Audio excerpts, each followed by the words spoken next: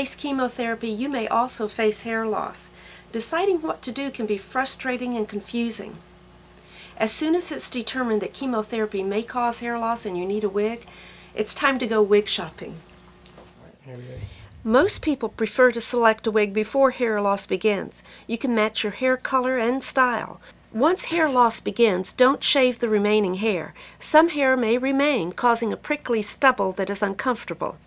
You will experience sensitivities with chemotherapy hair loss that will affect the wig you choose.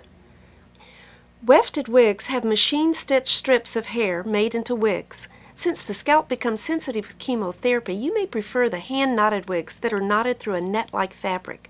It's softer and lighter weight. However, because of the increased labor, hand-knotted is more expensive. If you'll be wearing your wig every day, you'll need a minimum of 2 wigs. A wig can be worn 15 to 20 times before it's washed. Use only wig shampoo and conditioner. Regular shampoo can damage the synthetic fibers. There may be times you don't want to wear a wig. There are other options. Soft turbans or scarves work well. You can even add fringe bangs to give the impression of hair underneath. When choosing hats, be sure there's depth in the crown. As you sleep, your head may become cold. A soft cotton stocking cap keeps you cozy.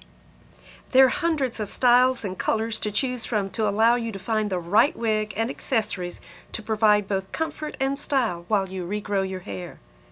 Be sure to check the Eagle on the first and third Wednesdays for my column, Simply Stylish. I'm Nancy Pride with Morgan Fitzgerald's.